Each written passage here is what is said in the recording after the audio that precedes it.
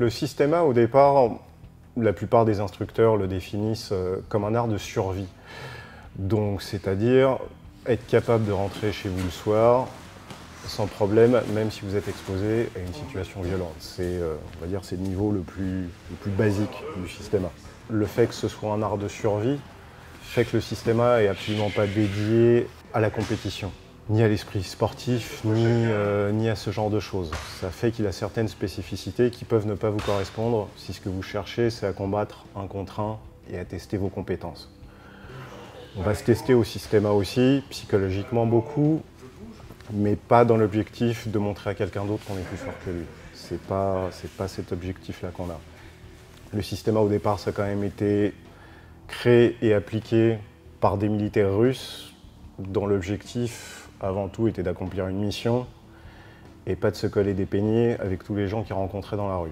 Ce que ça donne aussi en termes de méthodologie, c'est qu'au systema, on essaye d'apprendre aux élèves d'intégrer des principes plutôt que de leur apprendre des techniques. La pierre angulaire, c'est la respiration. C'est ce qui va vous permettre de gérer le stress.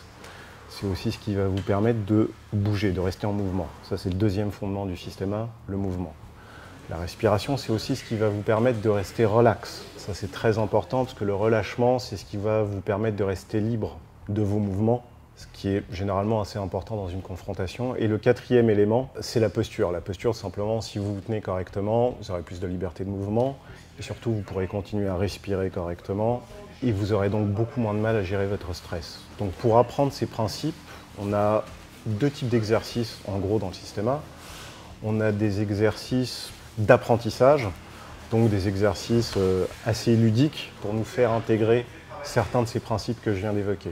Et on a également aussi après, par contre, des exercices applicatifs où là on va tester, qu'on a appris à vitesse beaucoup plus élevée. Mais une des bases de l'apprentissage du systema, effectivement, c'est qu'au départ on travaille lentement. Par contre, on ne fait pas que du travail lent. Mais le travail lent au départ est un des fondements de l'apprentissage du systema.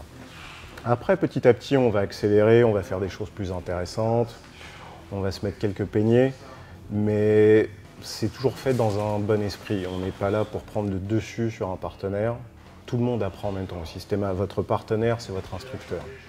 Il y a beaucoup d'échanges entre les élèves, il y a beaucoup d'échanges avec le prof. Moi, je veux que mes élèves me posent des questions quand ils ne comprennent pas un exercice. Donc les principes aussi qu'on vient d'évoquer, de respirer, de se tenir droit, de bouger, d'être relâché. Bien évidemment, il y a une application martiale directe dans la pratique du systema, mais vous allez vous apercevoir très rapidement qu'il y a une application directe dans votre vie de tous les jours par rapport à la gestion du stress, par rapport à la gestion de vos problèmes.